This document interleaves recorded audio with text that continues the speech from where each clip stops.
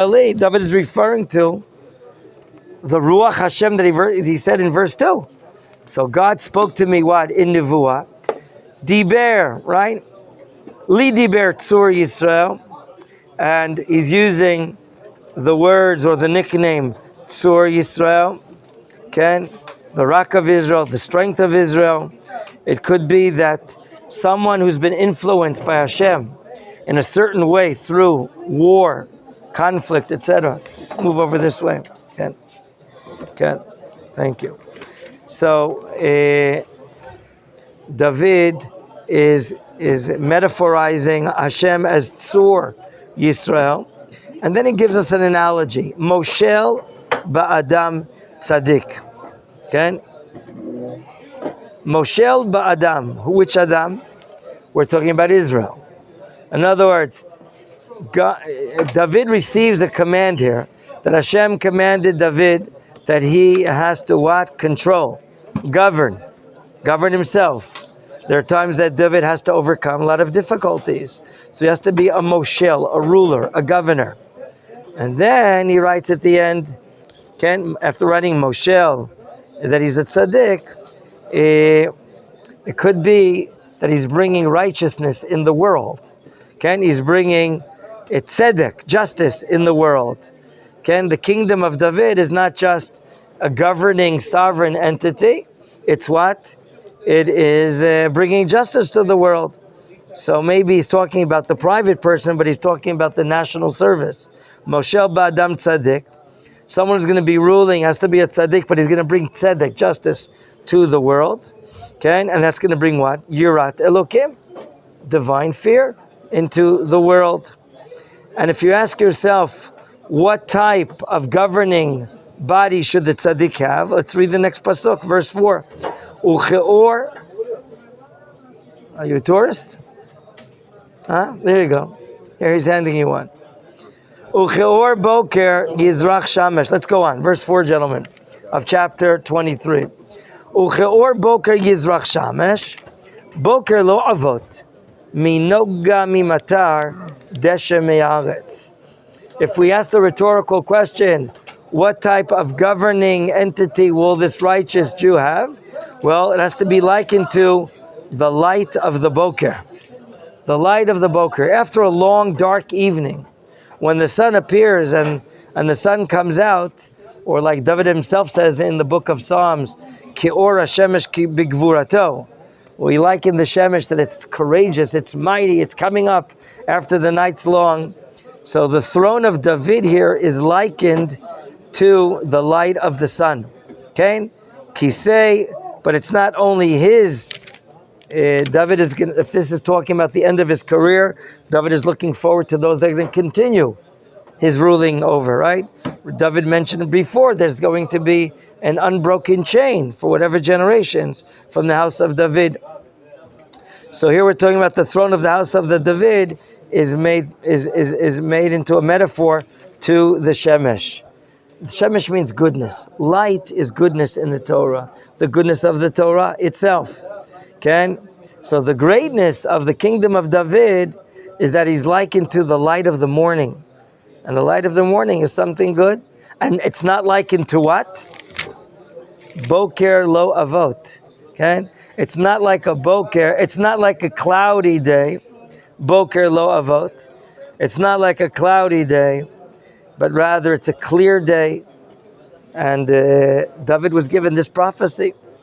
Let's continue. Pasuk Hey, gentlemen. Pasuk Hey. Kav Gimel. Okay.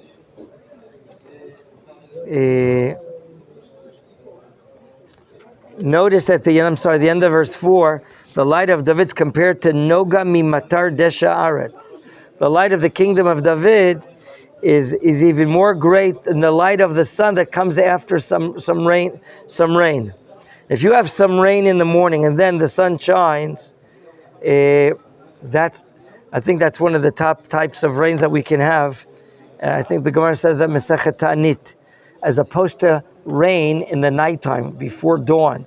The Gemara differentiates there Mesechet Ta'anit. I'm not a weatherman, but that's what the Gemara says, that this this Geshem that we have in the morning hours is better than Geshem rain having in the late night hours and then the sun coming out. So that's what David is saying, the light, the goodness. You know, it doesn't say, you may ask a question, maybe it sounds like David is proud of himself. David is talking how great the justice is, how great the light is, but this is from God. These psukim, like he opened up in his prelude, Ruach Hashem diber bi, Amar Elokei Yisraeli. 2 sentences that he's noticing that this is from Hashem.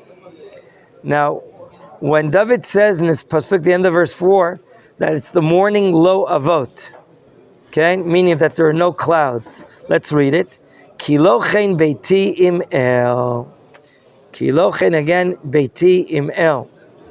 As far as the malchut of David, ki lo chen beiti im el, meaning that there are no clouds. There's going to be an undivided chain of kingdoms from the house of David. Okay, we saw this already in Sefer Tilim, but he says it here clearly in the middle of 5. Kivrit olam samli. God has established for me an unbroken kingdom.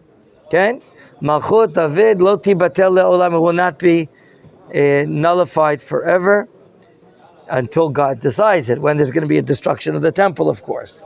I think that has to be the pshat. Aruchava kolu shmura. It's set up. It's protected. Ki chol yish'i v'chol chayfetz ki lo yatzmiach. The Brit that God has made for the house of David is called Kol Yish'i, all my salvation. Where do we see David using the word Yish'i elsewhere? Do you remember? In Psalms. What is the famous psalm that we recite now in the month of Elul?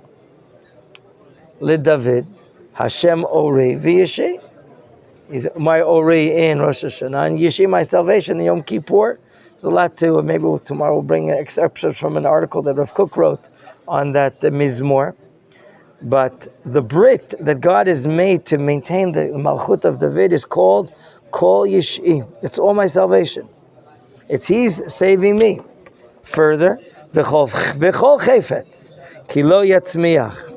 Meaning the Marikara says, what will not sprout up and grow?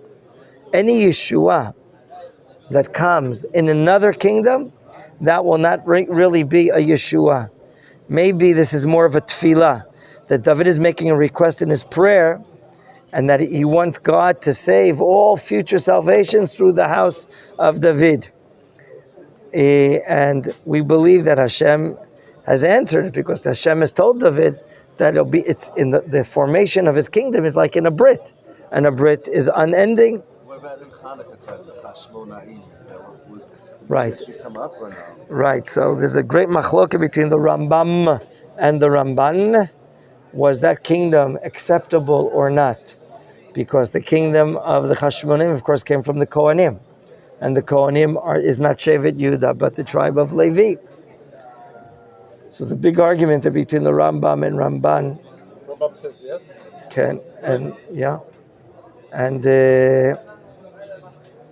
It's very. The Ramban brings it in his book, in his commentary in Sefer Breshit, if I'm not mistaken. There's a lot to read about that when we come to Chanukah to see about the Chashmonaite dynasty. Ken, Pasuk Vav, verse 6. After saying in his prayer that David is asking for a prayer that only HaKadosh Baruch Hu brings Yeshua through a Brit with the king of the house of David, as opposed to the tzaddikim that are similar to this light, there are those that are the opposite. What are they called in verse 6? Uvliyah, which we've seen several times in the Tanakh. People that have no sense of belief in God over them. They're without ol. Biliyal is a makeup of 2 words. Bili ol, without a yoke. Okay, what are they likened to? Kikotz munad. Kulaham. Kotz munad. Kotz, some of you know, is a thorn. But it's a thorn that is out in the sun and is dried up. And it'll wither away. It'll blow in the wind. So too these people without the yoke, without discipline, without belief in God and accepting David's kingdom, right? As we've been saying, there were a lot of people that did not accept the kingdom of David. They badmouthed David. They did not accept that he comes from Ruth HaMoaviyah, as if her conversion was not legal, and so on and so forth. But all of them are going to wither away like a thorn that's out in the sun. Kulaham, some say it's from the word kulam, all of them. Kilo v'yad yikach. In other words, there are those that say that because of the danger of these Bilial people, a lot of people distance themselves and will not touch them, will not go to them. Only how do you have to deal with these people? You have to deal with them with weapons, which we'll say, that's in the next pasuk, in verse 7. V'ish yigabem. If there's going to be a conflict between those people that don't have emunah, don't have faith in God, and don't have faith in the kingdom of David, v'ish yigabem. If someone will come in contact with them, how will he come in contact with them? Okay? Yimalei varzel ve'etz chanit. Okay? Those wicked thorns, as we're saying, is what I parallel to the enemies of the house of David. There has to be some sort of weapon to deal with them, to do judgment with them, and that has to be barzel. Ve'etz chanit, a sword, and not a sword, but a spear made out of wood. They have to be taken care of in conflict. Uva'esh, and through fire, sarof yisarfu bashavet. This ends this matter, that they'll be taken care of. The Rishaim have no takana. Some say this is a hinting to the fire in Gehenom. The fire? No, we're talking about even Jews. We're talking about those people from inside that went up against David. They will have no what? Future, no correction, only in the fire of HE double toothpicks. Okay? That's how some say it. This ends a major section here in chapter 23, which seems to be for us like a continuation of the song of the former chapter. And here the subject is the Malchut Beit David, the kingdom in the house of David. Of course, he has to keep the mitzvot of Hashem, but we clearly see that God's justice will come through the house of David. Yirat Hashem will come through the house here. And David has the major role of bringing justice and removing evil. And here we're talking about, you have something good, but you have some solid, you have some waste products with it. The world has to be rectified more and more, and these waste products have to be removed in the world in general, and of course in Am Yisrael especially. That's how we're explaining these psukim. Let's now start reading about the mighty heroes of David right now. Eila, here's a listing, a new part of this chapter. Maybe David wants to say the reason why God's kingdom will be forever through the house of David, a lot has to do with the victories and the type of warriors, the people that were fighting for him. So we're going to start reading the names. Maybe we'll just keep on reading, and you tell me, is there anyone special that's missing? Eile Shmota Giborim Asher David. Number 1, Yoshev Bashevet Tachkamoni. That's an interesting nickname. We'll have to explain what does it mean, this Tachkamoni. By the way, there are schools in Israel, streets in Israel that are named after this. Rosh Hashalishi. Shalish is a type of captain. He's the head of the captains. Who, and his name is Adino Ha'etzni. You see it's written one way and pronounced another way? Good. And here we're told about an unbelievable matter. Al shmone meot chala b'fam echat. What? One soldier? One captain wiped out 800? Slain 800? What is tough? We're going to get to them. We're going to read all of them, sir. Sir, we're going to read all of them, and then we're going to go back. So we're asking a question. What's so important about this event? 800 warriors were fought and won over. And number 2, let's ask a question. Someone that knows a famous Gemara, Adino Ha'etzni, is said about who? Have you heard of it? Adino Ha'etzni, David. It's said about David. On the one hand, he is Adin. He's delicate. He's soft. He's sensitive. But on the other hand, when he goes to war, he's strong like what? Like a tree. Like an etzen, okay? Like a tree, yeah, like an eitz. He's strong like a bark of a tree. We know it's a famous Gemara, and it's referring to David. But here, David is praising his top soldiers. So according to the Pshat, it doesn't work out because he's not talking about himself. So that question we're asking, we'll try to answer that later as well.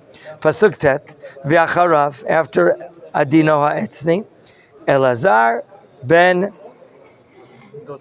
Dodo. Or no, is it read Dodo? Yes, it's read Dodo. Ben Achochi. Wow. And what's special about him? Bishlosha Hagiborim im David. 3 of the Giborim together with David. Bechorfam, they were giving up their lives against the Plishtim. Nesvusham la milchama vayalu ish Israel.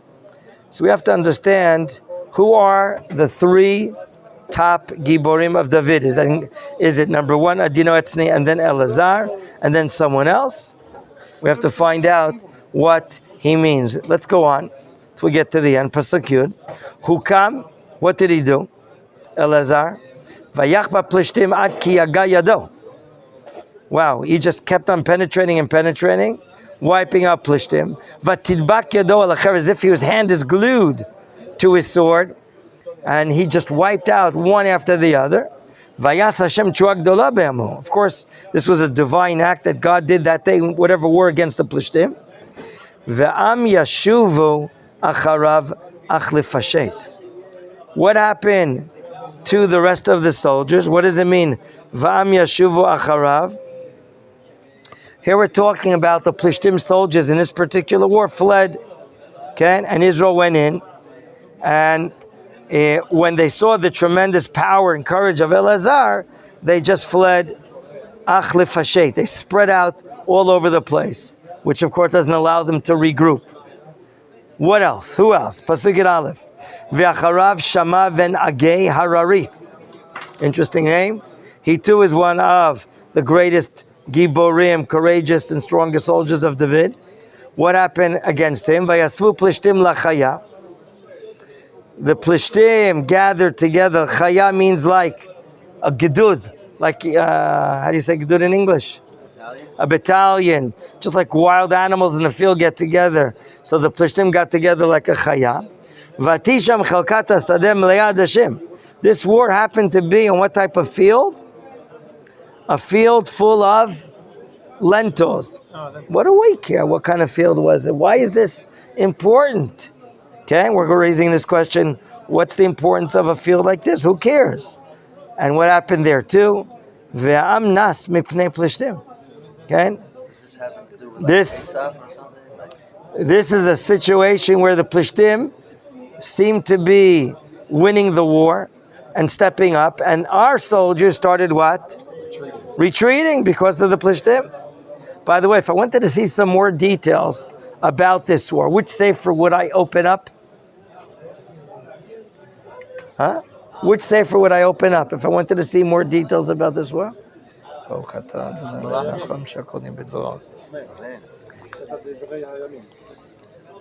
Divrei Yamim. In Divrei Yamim, which is basically a summary of the entire Tanakh put together by Ezra. So there we'll see. Maybe it's approximately chapter 11 in Divrei Yamim 1, the book of Chronicles. It'll put together a lot of important events. Sometimes there are details there that are not here. Sometimes there are details here that are not written there, and one complements the other. But here we see that he held his ground, Mr. Elazar. Okay, is that his name? No, Shama ben Agei, as we see in verse 12. Okay, he stood his ground, he didn't move, and he was able to thwart away the attacking Plishtim. Vayachet Plishtim. Again, we're told by David, God was involved. Vayas Hashem tshua gdola. God reveals himself through the prowess of these leaders. Furthermore, Yud Gimel. Vayirdu shlosha me'ashloshim rosh. Ken, what are we talking about here?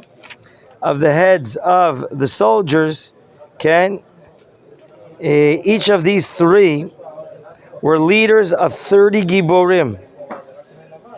That's what he says. That's one of the Mitzudat David says, that each of the three that we're mentioning here were heads of what? Special units, fighting units of Shloshim, of 30 courageous ones. Vayvo Katzir el David el Marat Adulam. There's an event that happened once in the Adulam cave. Does anyone remember reading about Adulam? You remember Adulam? The book of Bereshit, correct? Remember the event that Judah went down to the Beit Lechem, went down, left the mountain area, went to and met up with a Adulami, and that's where he met this young girl. Yes. So that is in the area of Adulam, not far from the Beit Shemesh, the lower mountain region of the Judean hills. So there we see Adulam mentioned here as well. Vayvol Katzir David Amarat Adulam. There's a war happening in the Adulam area. V'chayat Plishtim chona be'emek Refaim.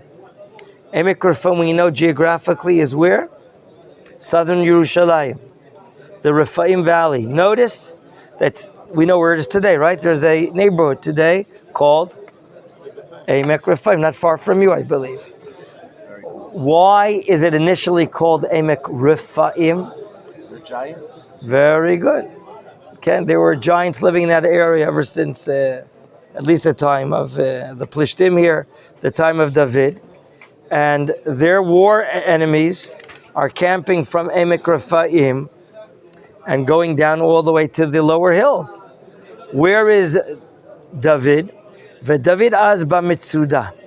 He's in a fortress area, right? Some sort of walled structure, maybe that's high up, that could be a defensive structure. Is it in the same area? So here we're talking about that it's next to the Adulam caves, where the Plishtim are formation. Matzav Plishtim, meaning the one in charge of the Plishtim there, as in Beit Lechem. Now how far is Beit Lechem from the Adulam area? Beit Lechem is in the Jerusalem hills, just south of Yerushalayim.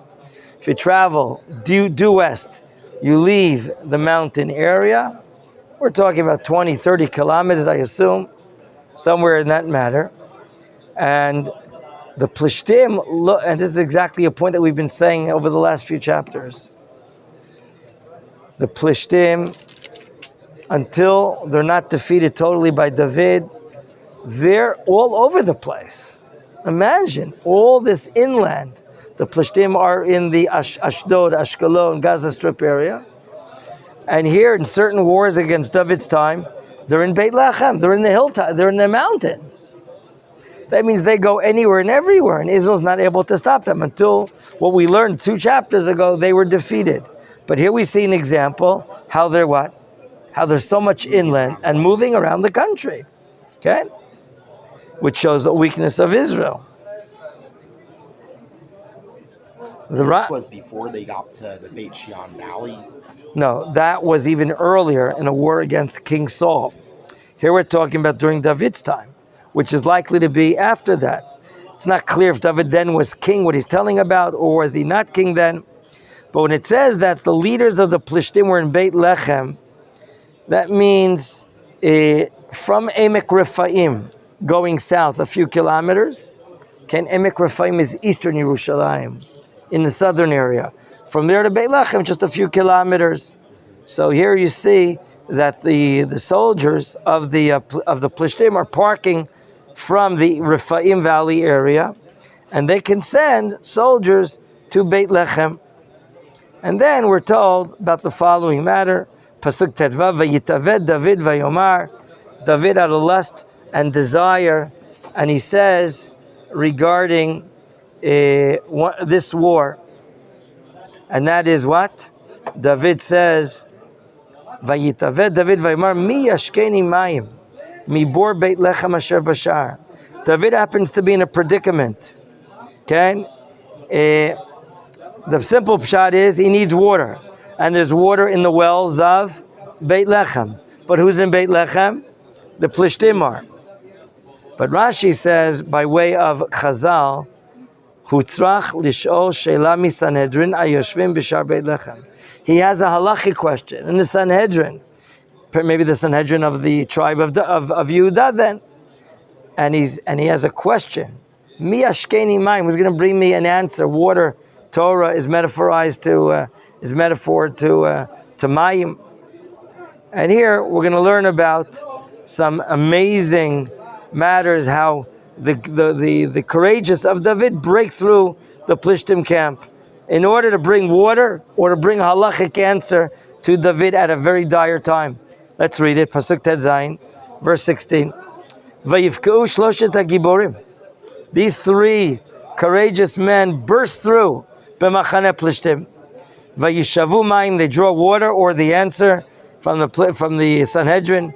From where? Mibor Beit Lechem. We can ask ourselves, why is the word bor written with what? With which letter that it's usually not written with? Aleph. Aleph. Very good. We'll ask that question. Why is it written that water was brought from a bor with an Aleph? Beit Lechem asher bashar. Like a well, the air. You're right, but why with the letter Aleph? Okay. So they bring the answer from Beit Lechem. Vayisu, they carry it. Vayiviu al David, they bring it to David. V'lo aval lishtotam. But it says here that David is not interested in benefiting, in using this Torah, this water. Ken vayasech otam lashem. What did he do? He pours these waters for the sake of God. It says, doesn't it? Ken.